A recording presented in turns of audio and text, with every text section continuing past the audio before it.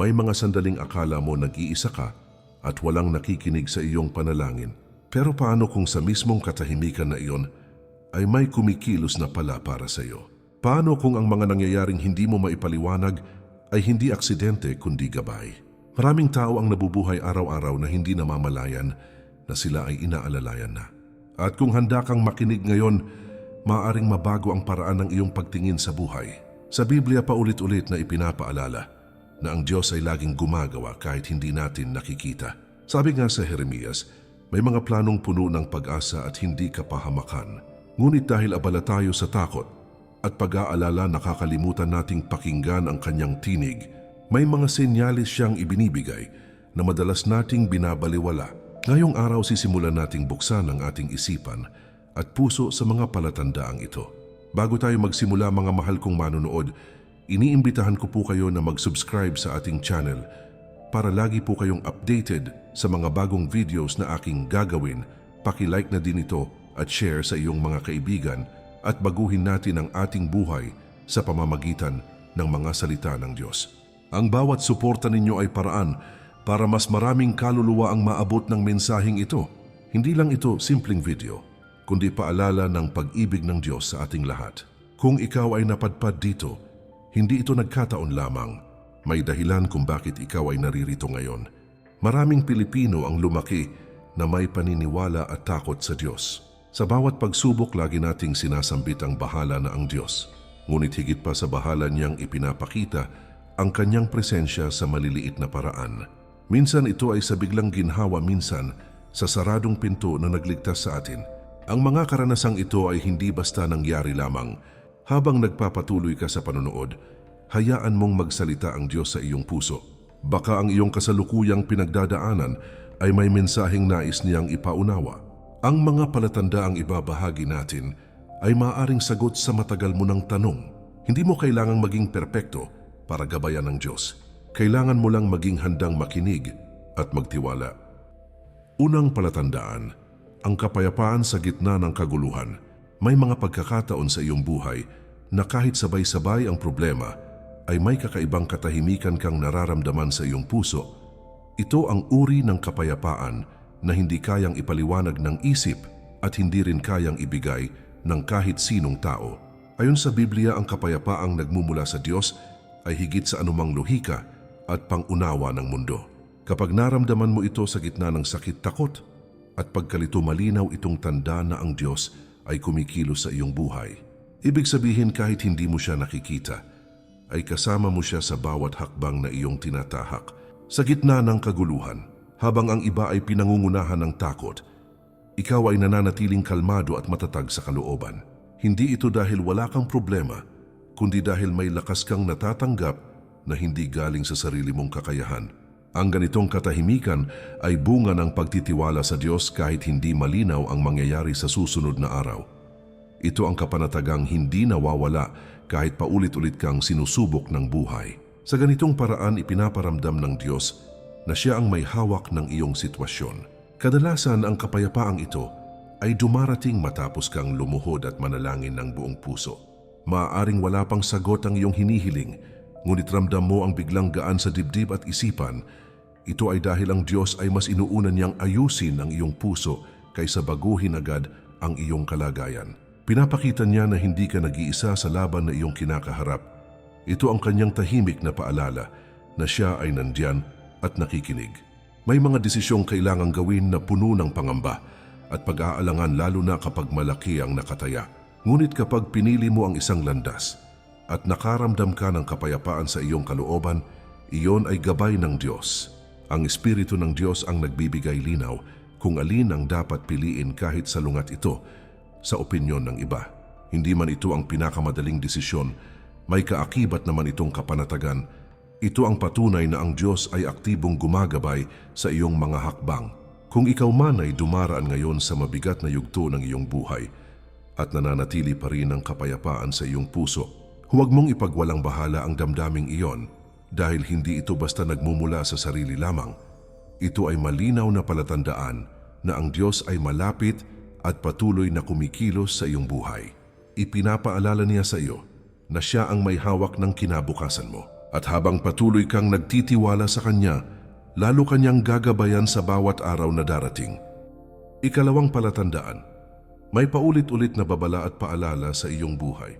May mga pagkakataon sa iyong buhay na parang paulit-ulit mong naririnig at nararanasan ang iisang mensahe mula sa iba-ibang pangyayari. Maaring ito ay dumarating sa pamamagitan ng pangaral sa simbahan, payo ng isang kaibigan o isang talata sa Biblia na biglang tumatama sa iyong puso. Hindi ito nagkataon lamang dahil ang Diyos ay marunong gumamit ng ibang tao at sitwasyon upang makipag-usap sa Kanyang mga anak. Kapag ang isang mensahe ay patuloy na bumabalik sa iyong isipan, malinaw itong tanda na may nais ipaalala ang Diyos sa iyo. Ipinapakita nito na may direksyon siyang inihahanda at nais mong tahakin sa iyong buhay. Minsan ang mga paalalang ito ay dumarating kahit pagod ka na at ayaw mo nang makinig o umintindi. Kapag patuloy mong iniiwasan ang isang katotohanang masakit, mas lalo itong inilalapit ng Diyos sa iyo. Hindi ito ginagawa upang takutin ka, kundi upang iligtas ka sa mas malalim na problema at kapahamakan. Para itong isang mapagmahal na ama na paulit-ulit na tinatawag ang kanyang anak upang ilayo sa panganib. Ang mga ganitong paalala ay patunay na ikaw ay mahalaga at hindi pinababayaan ng Diyos. Ayon sa Biblia, maraming beses nang ginamit ng Diyos ang mga propeta at pangyayari upang magbigay babala sa Kanyang bayan. Ginagawa niya ito hindi bilang parusa, kundi bilang pagkakataon upang magbago at bumalik sa tamang landas. Kapag napapansin mong may mga pintuang paulit-ulit na nagsasara sa parehong dahilan, ito ay hindi simpleng malas lamang. May mas malalim na aral ang Diyos sa likod ng bawat pagkabigo at pagkaantala. At kung ikaw ay magpapakumbaba, makikita mo ang Kanyang kamay na gumagabay. May mga panahong ang babala ng Diyos ay hindi nagmumula sa ingay ng mundo, kundi sa katahimikan ng iyong konsensya. Kahit walang nagsasalita, may bumibigat na pakiramdam sa iyong puso at isipan. Ito ang tinig ng Espiritu ng Diyos na nagpapaalala kung alin ang tama at alin ang dapat mong iwasan.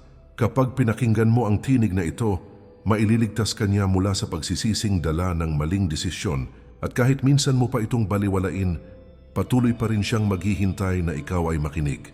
Kung ikaw ay nakararanas ngayon ng mga senyales na tila inuulit-ulit ng buhay sa iyong harapan, huwag mong ipagwalang bahala ang mga ito at huwag mong isipin na simpleng pagkakataon lamang. Ito ay malinaw na palatandaan na ginagabayan ka ng Diyos kahit hindi mo palubos na nauunawaan ang Kanyang plano. Inanyayahan Kanyang huminto, magmuni-muni at ilapit sa Kanya ang iyong mga tanong at alinlangan. Dahil sa likod ng bawat paalala ay may pag-ibig at layuning nais niyang ihayag para sa iyong kabutihan. Ikatlong palatandaan, may mga saradong pinto na nagliligtas sa iyo. May mga pagkakataon sa iyong buhay na may mga oportunidad na buong akala mo ay inilaan na talaga para sa iyo, ngunit bigla na lamang hindi natutuloy. Masakit at nakakadismaya ito dahil naglaan ka ng oras, pagod at pag-asa para lamang makita itong mawala sa iyong harapan.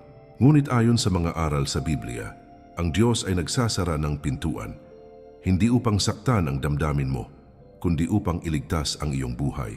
Ang mga saradong pintong ito ay madalas sagot sa mga panalangin matagal mo nang inaalay kahit hindi mo agad nauunawaan. Ipinapakita nito na may mas mataas at mas mabuting plano ang Diyos kaysa sa pansarili mong kagustuhan sa ngayon. Madalas iniisip natin na ang pagkawala ng isang pagkakataon ay katumbas ng pagkatalo at kabiguan sa buhay. Ngunit sa pananaw ng Diyos, ang pagkawala ay maaring maging panangga laban sa mas malalim na sakit at pagsisisi sa hinaharap. May mga landas na mukhang maganda sa simula at puno ng pangako, ngunit magdadala ng kapahamakan sa bandang huli. Dahil mahal ka ng Diyos, hinaharangan niya ang mga daang hindi talaga para sa iyong ikabubuti at ikaliligtas. Ito ang Kanyang paraan ng paggabay kahit minsan ay hindi naaayon sa iyong damdamin at plano. Sa Biblia makikita natin na maraming lingkod ng Diyos ang dumaan muna sa saradong pintuan bago nila natupad ang kanilang tunay na tungkulin. Si Jose ay pinagkanulo, ipinagbili at nabilanggo bago ginamit ng Diyos upang iligtas ang kanyang pamilya at buong bansa. Kung sa paningin ng tao tila sunod-sunod ang kamalasan sa kanyang buhay, ngunit sa bawat saradong pinto ay may inilalapit ang Diyos na mas dakilang layunin. at mas malawak na plano. Ganito rin ang ginagawa ng Diyos sa iyong buhay. Kahit sa ngayon ay hindi mo pa nakikita ang kabuang larawan. Kapag may bagay na patuloy mong ipinagdarasal at pinaghihintay ngunit paulit-ulit na inaalis ng Diyos sa iyong kamay, hindi ito nangangahulugang bingi siya sa iyong panalangin o wala siyang malasakit sa iyong pinagdadaanan. Maaaring inililigtas ka niya sa isang sitwasyon o relasyon na magdudulot ng matinding sakit sa hinaharap. Ang Diyos ay nakakakita ng dulo ng kwento habang ikaw ay nasa gitna pa lamang ng laban. At dahil sa kanyang pag-ibig, mas pinipili niyang pigilan ka kaysa hayaang ikaw ay mapahamak. Kung may mga pinto sa iyong buhay na biglang nagsara, kahit ginawa mo na ang lahat ng iyong makakaya, magtiwala ka na hindi iyon katapusan ng iyong kwento, kundi malinaw na direksyon ng Diyos. Ang bawat hindi natuloy ay isang hakbang palayo sa panganib at isang hakbang papalapit sa tamang landas. Ginagabayan ka ng Diyos kahit sa mga pagkabigong mahirap tanggapin at masakit unawain. At sa tamang panahon, mauunawaan mo na ang mga saradong pintong iyon ang siyang nagligtas sa iyo. Ika-4 na palatandaan, may mga taong ipinapadala ang Diyos sa tamang panahon. May mga pagkakataon sa iyong buhay na bigla na lamang may darating na tao na mag-iiwan ng malalim at hindi inaasahang epekto sa iyong puso at isipan. Maaring sila ay maging kaibigan tagapayo, kapatid sa pananampalataya, o kahit isang estranghero na magsasabi ng mga salitang matagal mo palang kailangan marinig. Hindi ito nagkataon lamang dahil ang Diyos ay sadyang gumagamit ng mga tao bilang instrumento upang maipahayag ang kanyang kalooban. Sa Biblia, maraming beses na ginamit ng Diyos ang karaniwang tao upang magdala ng direksyon, lakas at pag-asa sa kanyang mga lingkod. Ang ganitong mga pagtatagpo ay malinaw na palatandaan na ang Diyos ay aktibong gumagabay sa iyong buhay. Madalas ang mga taong ito ay dumarating sa panahon ng iyong kahinaan, pagod at matinding pagkalito sa sarili. Kapag pakiramdam mo ay wala ka nang malalapitan, saka may isang taong lilitaw upang makinig, umunawa at umalalay sa iyo. Ito ay isang paraan ng Diyos upang ipadama sa iyo na hindi ka kailanman nag-iisa sa iyong mga pinagdadaanan. Ginagamit niya ang presensya ng iba upang muli kang patatagin at bigyan ng bagong lakas ng loob. Sa pamamagitan ng kanilang mga salita at kilos, ibinubulong ng Diyos ang kanyang walang hanggang pag-ibig. May mga taong dumarating sa iyong buhay hindi upang manatili magpakailanman, kundi upang magturo ng isang mahalaga at kinakailangang aral. Sila ay ipinapadala sa tamang sandali at kusang nawawala kapag natupad na ang layuning itinakda ng Diyos. Bagamat masakit minsan ang pamamaalam, dala nila ang mga karanasang humuhubog sa iyong pagkatao at pananampalataya. Ayon sa Biblia, ang lahat ng bagay ay may takdang panahon sa ilalim ng langit. Maging ang pagdating at pag-alis ng mga tao ay nasa ilalim ng perpektong plano ng Diyos. May mga pagkakataon din na ang Diyos ay dahan-dahang naglalayo ng mga taong hindi na nakakatulong sa iyong espiritual na paglago. Hindi ito parusa kundi isang uri ng proteksyon para sa iyong puso, isipan at kaluluwa. Alam ng Diyos kung sino ang maghahatid ng liwanag sa iyong buhay at kung sino ang magdadala ng labis na bigat.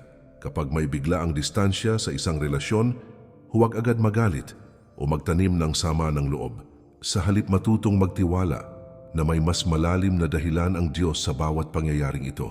Kung mapapansin mo na may mga taong dumarating sa iyong buhay sa eksaktong sandaling pinakakailangan mo sila, huwag mo itong ituring na simpleng pagkakataon lamang o bunga ng swerte. Ito ay malinaw na palatandaan na ginagabayan ka ng Diyos sa pamamagitan ng mga relasyon at koneksyon na kanyang itinatalaga. Sa bawat taong ipinapadala niya ay may mensahe siyang nais iparating sa iyong puso. At sa pamamagitan ng mga taong ito, patuloy niyang hinuhubog at pinatatatag ang iyong pananampalataya. Ika-5 palatandaan, may lalim ng pagsubok na may kasamang lakas ng pananampalataya. May mga panahon sa iyong buhay na tila sunod-sunod ang dumarating na pagsubok at pakiramdam mo ay halos hindi mo nakayanin ang bigat ng lahat. Ngunit sa kabila ng matinding bigat ng iyong pinagdadaanan, may kakaibang lakas kang patuloy na bumabangon at humaharap sa bawat araw. Ang lakas na ito ay hindi nagmumula sa iyong sariling kakayahan, kundi sa Diyos na tahimik na nagbibigay tibay sa iyong pananampalataya. Ayon sa Biblia, ang pagsubok ay hindi ipinapadala upang durugin ka, kundi upang hubugin at patatagin ang iyong pagkatao. Kapag patuloy kang lumalaban at hindi sumusuko, kahit pagod ka, na ito ay malinaw na palatandaan na ang Diyos ay kumikilos sa iyong kalooban. Madalas ay hindi agad inaalis ng Diyos ang problema dahil mas mahalaga sa Kanya ang pagbabagong Kanyang ginagawa sa loob ng iyong puso.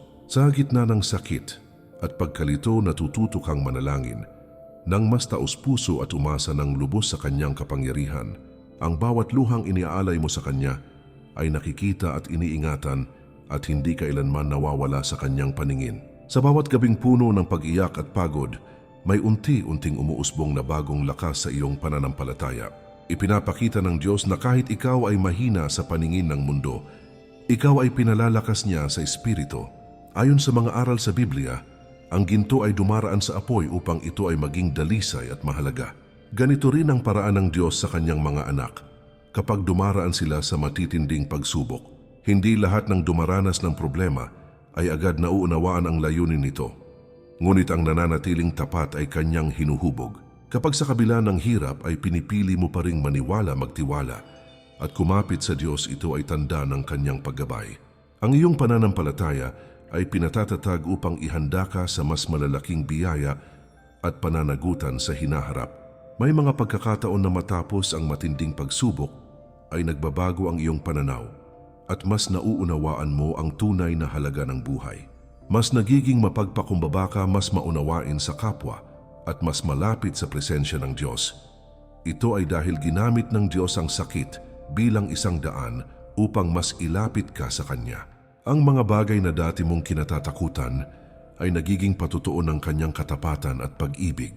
Sa ganitong paraan, malinaw mong makikita na ang Diyos ay kumikilos kahit sa gitna ng pinakamadilim na yugto ng buhay.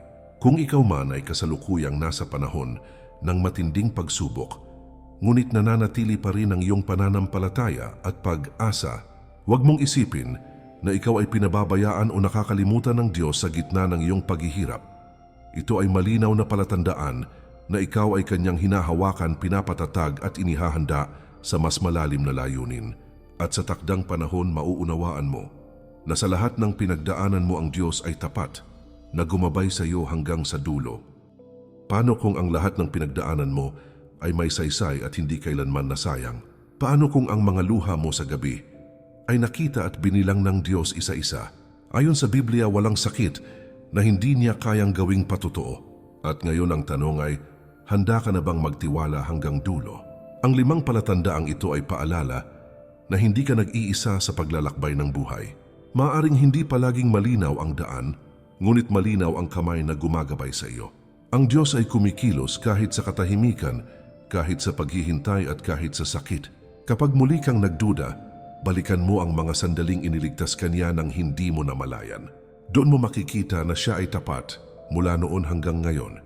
Mga mahal kong manonood, muli ko po kayong iniimbitahan na mag-subscribe sa ating channel para lagi po kayong updated sa mga bagong videos na aking gagawin. Paki-like na din ito at share sa iyong mga kaibigan at baguhin natin ang ating buhay sa pamamagitan ng mga salita ng Diyos. Ang bawat pag-share ninyo ay maaring maging liwanag sa buhay ng iba. Ang bawat panonood ay pagkakataon upang mas lumalim ang pananampalataya. Huwag mong sarilinin ang mensaheng ito dahil may ibang nangangailangan din nito. Gamitin natin ang bawat araw upang ipahayag ang kabutihan at katapatan ng Diyos. Sa huli, tandaan mo na ang Diyos ay hindi huli at hindi rin nagkakamali. Ang Kanyang plano ay laging mas malalim kaysa sa iyong pangunawa. Kung ikaw ay ginabayan Niya noon, gagabayan ka rin Niya ngayon. At sa mga susunod pang araw, patuloy kang manalangin, patuloy kang magtiwala, at patuloy kang kumapit. Dahil ang Diyos na nagsimula ng mabuti sa iyong buhay ay Siyang tatapos nito ng may tagumpay.